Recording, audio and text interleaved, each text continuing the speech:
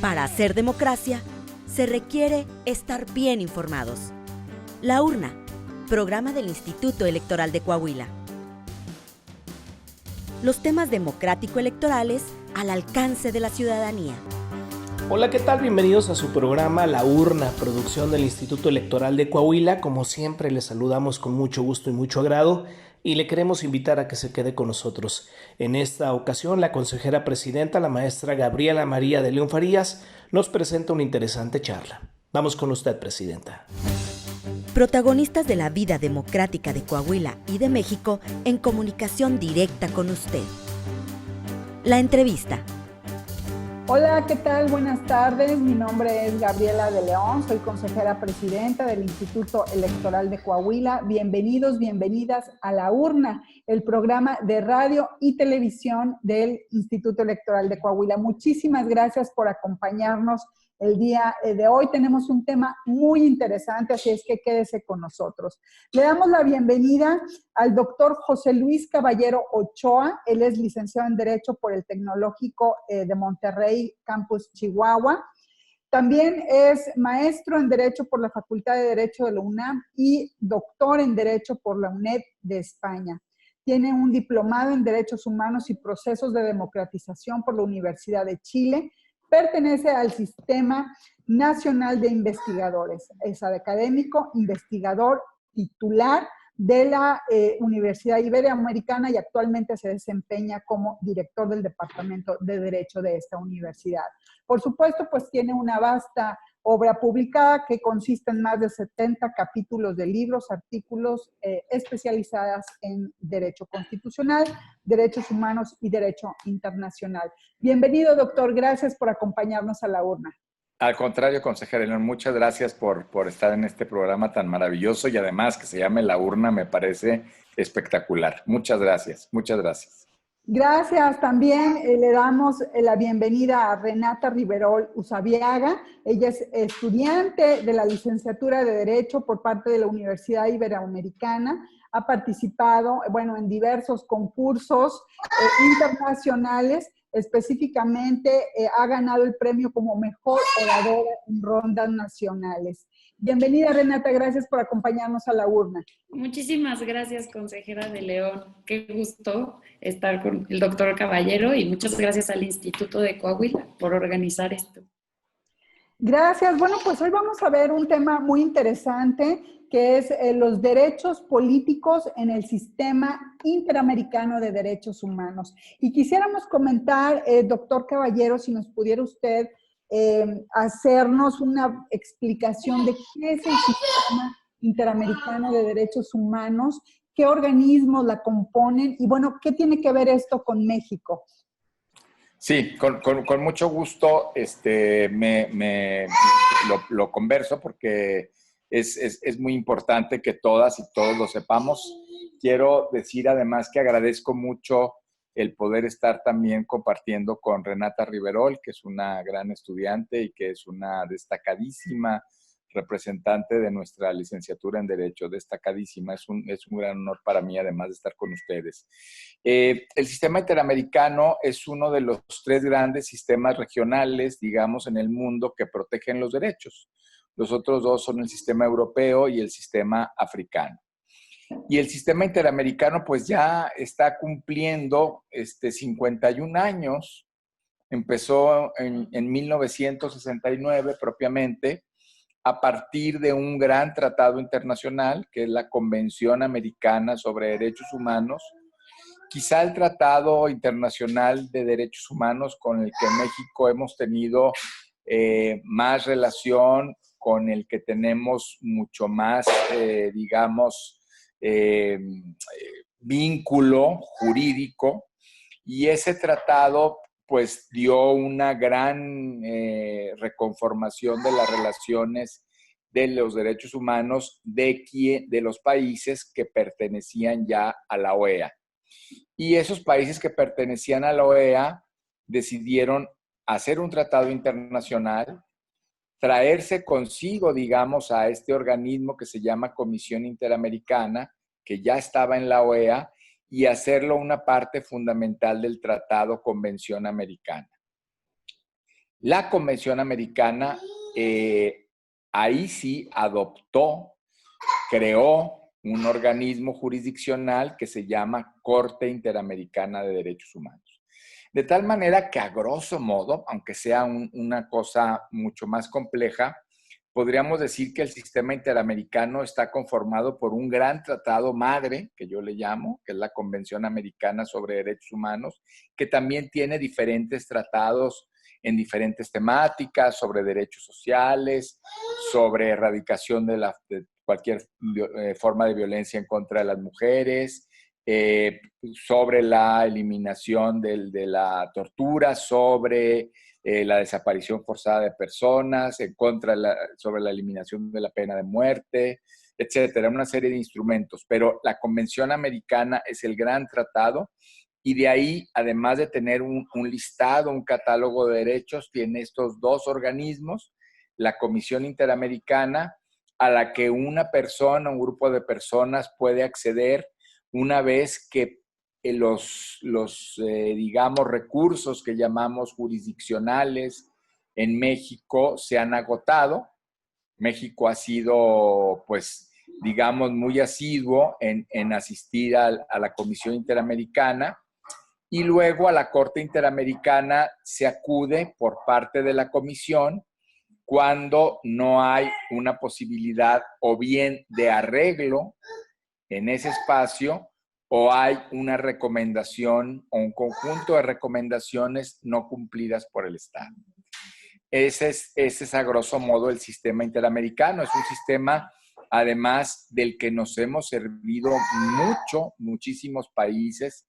Especialmente es muy importante recuperar que en los años de las dictaduras del Cono Sur, en los años 70, el sistema interamericano fue un gran aliado para poder desterrar el autoritarismo y para poder desterrar la dinámica autoritaria de nuestros contextos.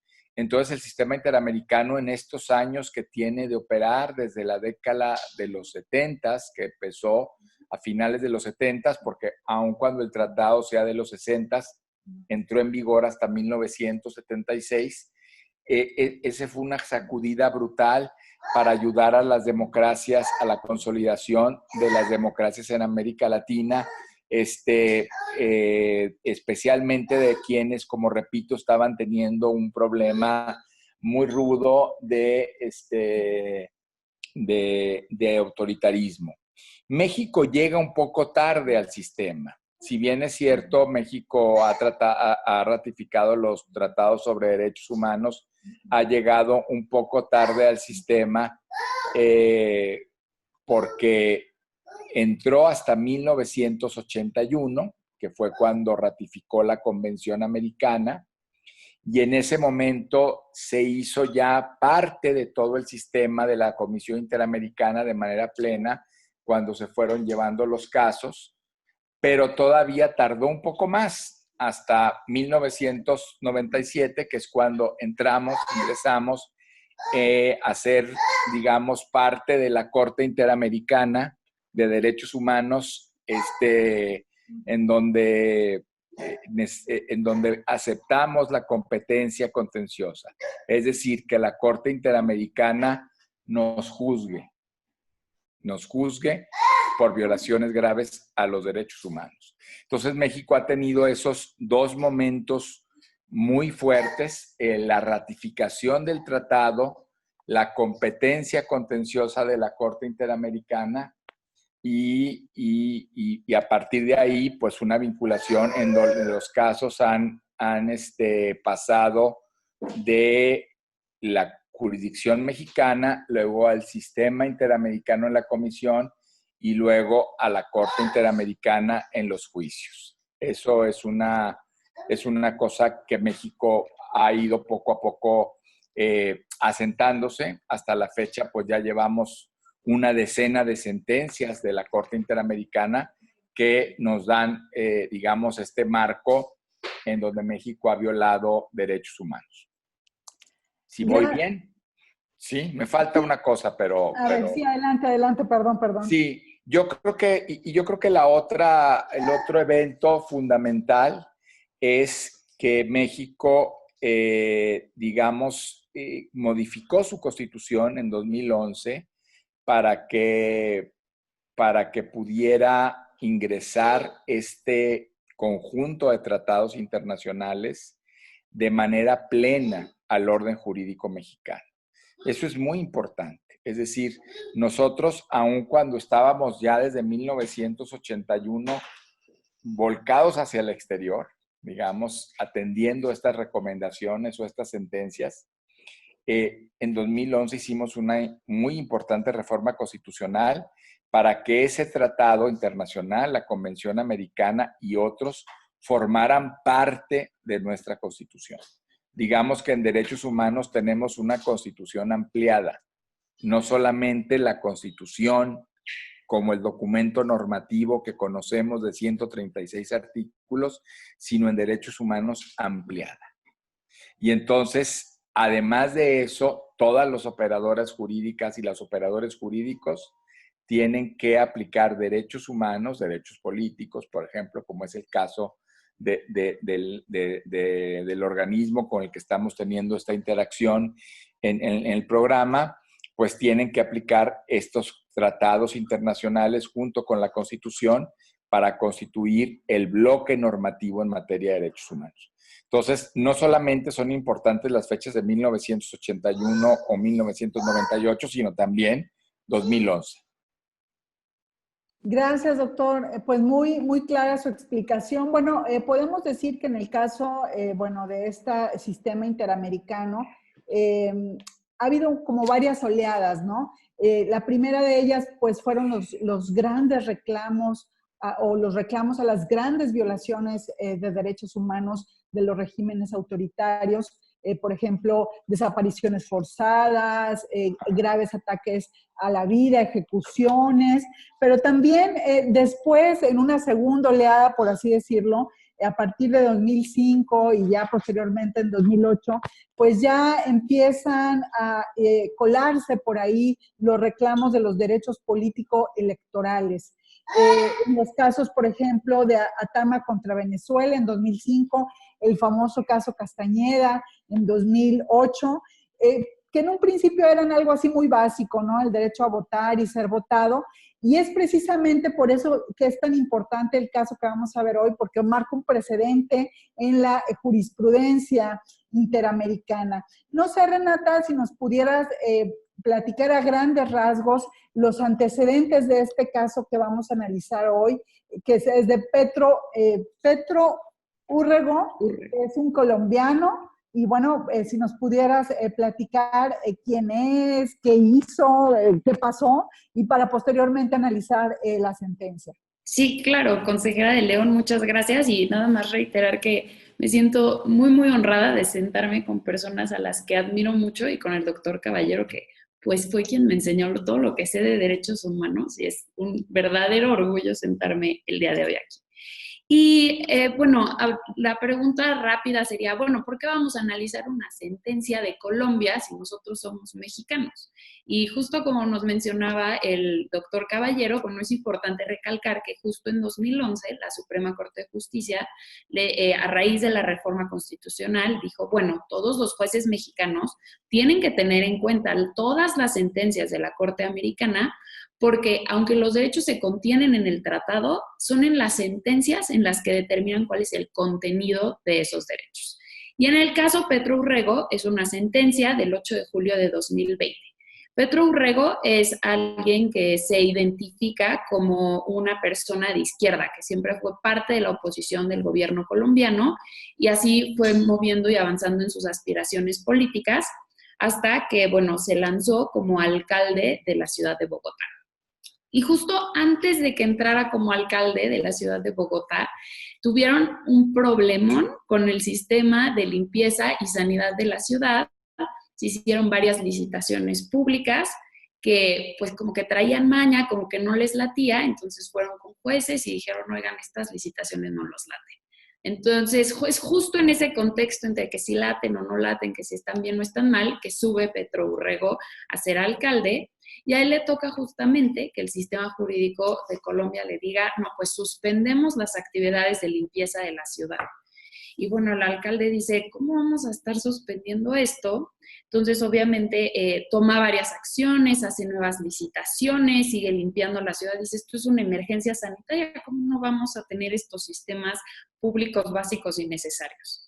A raíz de estas decisiones que toma de volver a contratar a gente nueva, de seguir, no hacer caso tal cual al sistema judicial, entonces la Procuraduría del Estado de Colombia dice, oiga, ¿sabe qué, alcalde Urrego? Creemos que usted no está haciendo las cosas bien, lo vamos a tener que sancionar, porque las licitaciones que dio se las dio a personas que no tenían antecedentes ni experiencia en el tema de sanidad, porque se pasó pues algunas declaraciones que las autoridades ya le habíamos hecho. Entonces a nosotros nos parece que usted no está haciendo las cosas correctamente. Alcalde, yo como procurador lo suspendo.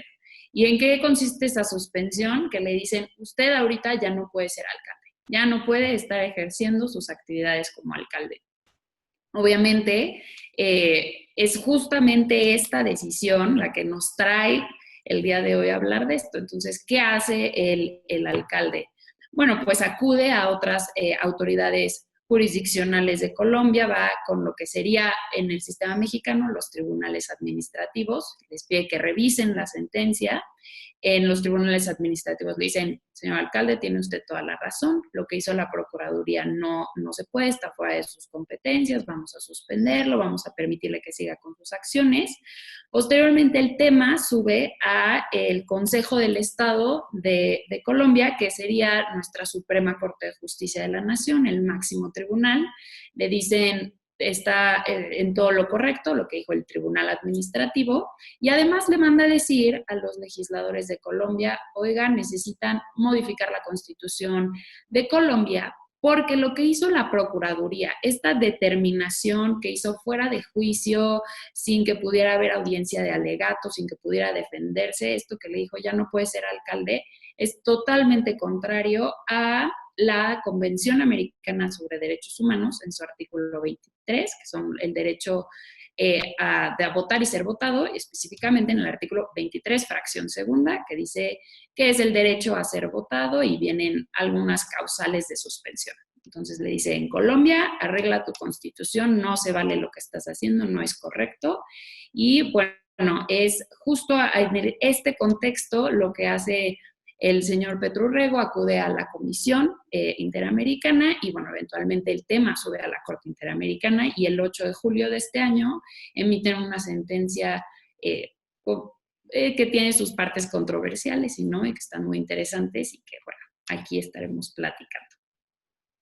Pues extraordinaria la explicación que nos acabas, que ambos nos acaban de dar sobre este sistema interamericano. Bueno, pero si nos lo permiten, vamos a un pequeño corte para, regresando, hablar ya exactamente sobre la sentencia de este señor de la Corte Interamericana sobre el caso Petro Urrego y cuáles son las implicaciones que tiene tanto en la jurisprudencia interamericana como para México.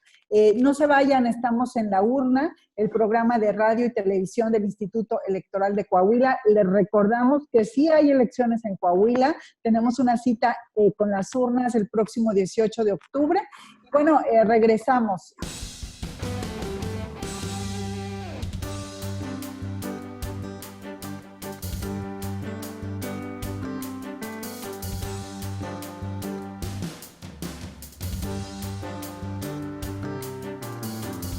Bienvenidos, bienvenidas de nueva cuenta a La Urna, el programa de radio y televisión del Instituto Electoral de Coahuila. Mi nombre es Gabriela de León, soy presidenta del IEP. Y bueno, el día de hoy estamos con un tema interesantísimo, el Sistema Interamericano de Derechos Humanos y su relación con los derechos políticos. Hablábamos del caso Petro Urrego, que bueno, fue un alcalde de Colombia, ya nos dieron la explicación. Doctor, quisiera preguntarle cuál es su lectura de la sentencia en relación a este caso, de la sentencia de la Corte Interamericana. Sí, para mí es importantísimo y voy a aprovechar un poco lo que decía hace rato, consejera de León, porque yo creo que también habría que distinguir dos momentos en las mismas sentencias de la Corte Interamericana en torno de los derechos políticos, o sea, los casos que se mencionaban de Castañeda, por ejemplo, Yatama contra Nicaragua, etcétera. Es decir, hay un momento donde la Corte Interamericana trata los derechos, digámoslo así, como más básicos que están presentes en el Tratado Internacional, en la Convención, y los va desarrollando en la defensa de casos y de jurisprudencia. Por ejemplo, el derecho a votar, el derecho a ser votado, el derecho a participar en los asuntos públicos, ¿no? Pero luego creo que ha ido dando una segunda, digamos, como oleada, viraje, mirada a condiciones más específicas del contenido de los derechos. Y una línea en donde se inscribe esta sentencia es qué pasa con los servidores y servidoras públicos que están trabajando para el Estado y sus propios derechos políticos. Y eso es súper importante, ¿no? Y ahí encontramos, por ejemplo, casos como el de Rocío San Miguel y otras contra Venezuela, donde se les impidió y sancionó más bien a unas personas que habían participado en un referendo revocatorio en ese país, ¿no? Es decir, ¿puede un servidor o servidora pública seguir teniendo una función dentro del Estado, aunque no represente los intereses políticos de las personas titulares de esa función del Estado, por ejemplo, en casos donde los partidos políticos determinados llegan a la titularidad, ¿no? El poder legislativo, el poder ejecutivo, que son elecciones populares. ¿Puede un funcionario de Estado participar, aunque esté, digamos, distante del partido que lleva el poder, a esas personas legisladoras o a esas personas titulares de los ejecutivos locales o federal? O casos como este, donde qué seguridad tenemos las ciudadanas y los ciudadanos de que una persona por la que votamos permanezca en el ejercicio de su encargo y no sea víctima de procesos que puedan llevar a cancelar lo que decidimos los ciudadanos y las ciudadanas en las urnas.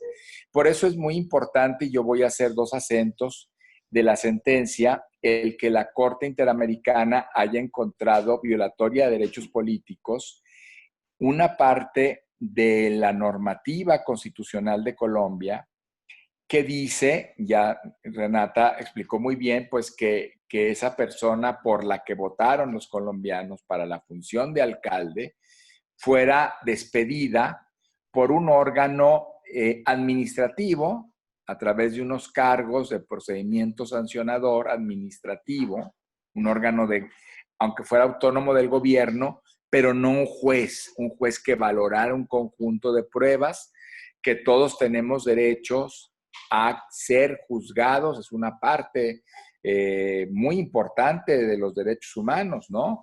La Constitución mexicana dice clarísimo en el artículo 14 que nosotros podemos ser privados de derechos mediante juicio. Entonces, esa idea de la Corte Interamericana, es decir, el Estado violó los derechos políticos porque la destitución de este alcalde y la pretendida inhabilitación que no se logró al fin de cuentas no fue a través de un juicio, sino es un proceso pues sancionador en, digamos, un organismo que no estaría en disposición para ese efecto sancionador de acuerdo con la Convención Americana. Y también lo dice la Corte Interamericana, ni siquiera con el acuerdo con la Constitución de Colombia. Ese es un punto muy importante, por eso se violan los derechos políticos. Y el segundo punto que me parece importante destacar es cómo la Corte Interamericana hilvana la normativa constitucional colombiana para decir, si bien es cierto que en la Constitución de Colombia hay dos disposiciones difíciles de acuerdo con los derechos, es decir, las disposiciones que facultan a este organismo procurador autónomo a ejercer funciones no solo de vigilancia, sino de destitución e inhabilitación de los funcionarios. También es cierto que esas disposiciones pueden ser leídas a la luz de la Convención Americana y a la luz de la propia Constitución colombiana, otras disposiciones como el artículo 1, a efecto de que haya una compatibilidad interpretativa. Es lo que nosotros conocemos como interpretación conforme, que lo tenemos ahora en el artículo 1 de la Constitución a partir de 2011 y que hace que todas las personas que apliquen el derecho tengan el deber de hacer interpretaciones mucho más consistentes de las normas y de los actos que ejercen como autoridades de acuerdo con la Constitución y los tratados internacionales. Entonces, la Corte Interamericana dijo, estas disposiciones que utilizó la autoridad pueden mantenerse conforme a derechos si se entiende solo una parte de su aplicación, pero no el conjunto, porque tanto la Constitución colombiana como la Convención Americana establecen un régimen muy fuerte para que se respete el ejercicio de la votación popular que tuvimos ciudadanas y ciudadanos y que esa persona electa legítimamente permanezca en su cargo a menos que haya un procedimiento jurisdiccional con causa grave para que fuera destituida. Eso me parece, digamos, fundamental de la sentencia. Interesantísimo, interesantísimo caso y bueno, extraordinaria también su explicación. Renata, ¿cuál es tu lectura de esta sentencia? Pues, consejera de León, justamente en el punto que nos acaba de mencionar el doctor Caballero, a mí en lo personal me parece que algo importantísimo y que deja para mí en lo personal muchos interrogantes es que pues la Corte Americana dijo que las causales de destitución de alguien que está en un ejercicio, que está ejerciendo un cargo público que fue electo democráticamente, las razones por las cuales lo pueden destituir son limitadas, son solamente las que están en la convención y justo dice lo que nos acaba de decir el doctor Caballero, que tiene que ser mediante un procedimiento por juez competente y luego vienen las palabras que para mí me ponen en una disyuntiva que dice en materia penal. Y entonces a mí, bueno, se me revuelve el corazón porque pues yo soy nueva en electoral y yo pienso, ¿cómo en materia penal si hace una semana la Corte dijo que en la Constitución de Tamaulipas era correcto dejar que se podía limitar la posibilidad de ser votado porque el tribunal electoral, y no penal, te encontrará culpable de violencia política de género? ¿Y qué tal que no se trata de un procedimiento penal? ¿Qué tal que lo hace el tribunal electoral? ¿Qué tal que es una decisión del instituto electoral? Entonces, y la Corte es bastante clara y dice, hay que hacer una interpretación gramatical, teleológica de este artículo y no se va a preguntarse, bueno, ¿qué está pasando de facto en los hechos en otros países que a lo mejor podríamos ampliar y decir, bueno, juez competente en otra materia, juez competente en administrativo? Porque ¿qué tal que es un procedimiento administrativo sancionador en contra de alguien corrupto? Un procedimiento electoral. Entonces, a mí ese punto, esa, digamos, manera que interpretó la Corte, justamente esa palabra, me parece, bueno, me parece que a lo mejor no se adapta tanto a la realidad de los países americanos, porque todos tienen procedimientos administrativos sancionadores. Pero en este sentido, bueno, creo que el doctor Caballero podrá decirnos más y seguro me va a dejar más tranquila con esto que yo interpreté de la sentencia. Bueno, pues yo ya me inquieté también, a ver cómo lo vamos a resolver, porque la realidad es que precisamente derivado de esta reforma política en donde se introduce la paridad en donde ya hay normas muy, muy específicas en contra de la violencia política por razón de género, en donde se ha dicho que los violentadores que hayan sido sentenciados o que hayan sido así calificados, pues no podrán participar en el siguiente proceso electoral. Bueno, bien lo dice Renata, hay procedimientos que las autoridades administrativas seguimos en forma de juicio. ¿Y aquí qué va a pasar, doctor Caballero? ¿Cómo le vamos a hacer? Sí, sí, no, esa sentencia es tremenda de los violentadores en materia de género. Tendría yo cosas que decir, pero volviendo al punto de Renata, yo pienso que sí es un tema complicado de la Convención Americana, porque la Convención Americana establece reglas muy puntuales, yo creo que excesivamente puntuales, como dijo ella, para limitar los derechos, es decir, ese listado de 7 causales, porque además, como bien lo dijo Renata, dice condena por juez penal, ni siquiera condena por juez, es decir, usted solamente puede limitarse sus derechos políticos por 7 causales. Entonces, la Corte Interamericana parecería dar un doble mensaje. Fíjense qué curioso. Si las limitaciones son materia del caso, es decir, si aquellas restricciones que se hacen en un estado son las que están siendo enlistadas en este listado taxonómico, digamos, por ejemplo, esa palabra de la Corte, de la Convención Americana, sí se puede hacer una interpretación y una reinterpretación. Es decir, como está que sea por juez penal, yo puedo navegar y decir, no, tiene que ser mucho más, puede ser mucho más, más estricto, más estricto. Así lo dice la convención y tiene que ser literal la aplicación. Pero si un estado argumenta una limitación que no está dentro de esas 7 y restringe derechos, la Corte sí permite interpretaciones más amplias. Yo veo ahí una gran contradicción entre los criterios de la Corte Interamericana. Y eso fue, por ejemplo, el caso Castañeda. O sea, en el caso Castañeda, México, la víctima dijo, a ver, a mí me impiden ser candidato porque no pertenezco a un partido, sino soy independiente. Y eso no está en las 7 causales de restricción.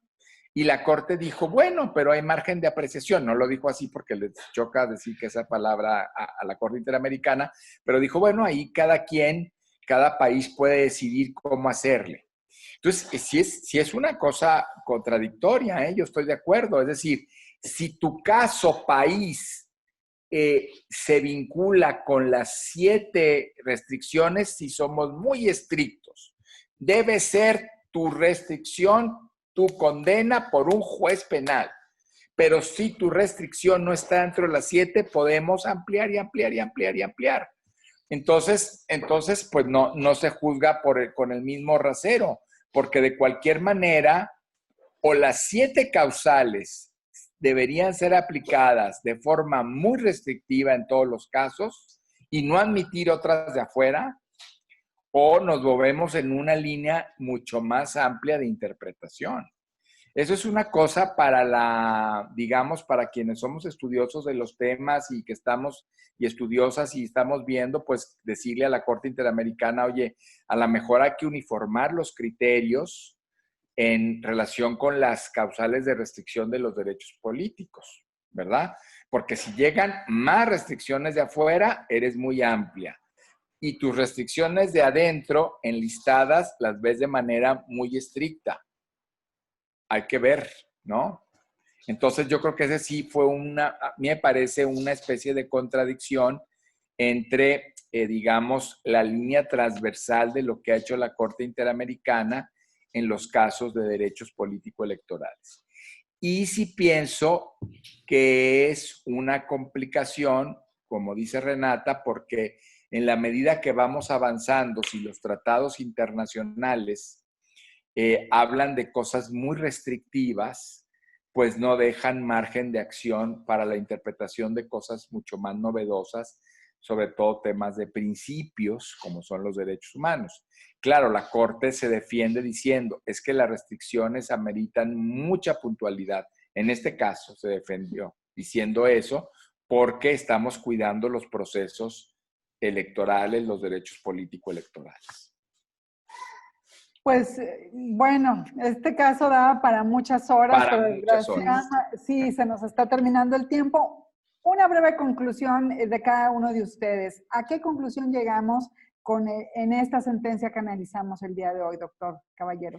Bueno, yo pienso que una conclusión importante sí sería, yo tendría dos conclusiones de cara a nuestro país que hace falta reflexionar. Una, el servicio civil de carrera es muy importante en materia de funcionarios y funcionarias, servidores públicos. Es decir, en eso México hemos batallado muchísimo, muchísimo, y lo sabemos, la pretensión de que quien trabaja para los organismos del Estado se vuelva afín al partido político que está al frente de órganos del Estado. Eso necesitamos, es un gran mensaje de la Corte, es decir, nosotros tenemos que seguir fomentando un servicio civil de carrera, un mensaje indirecto, para que la gente que trabaja en los puestos públicos se sienta como titular de un órgano del Estado, no como un representante de un partido. Y que quienes trabajan para los órganos del Estado puedan libremente manifestar sus opiniones políticas. Ese es un esquema democrático, civilizatorio, fundamental, y que en México, de cabo a rabo, nos hace mucha falta reforzar. Y la segunda línea, eso me separo del caso, pero por ahí va. Y la segunda línea es también la necesidad que tenemos en México de defender a los funcionarios y funcionarias, a los servidores públicos por los que hemos votado, para que solamente sea a través de procesos agravados como se separen del cargo.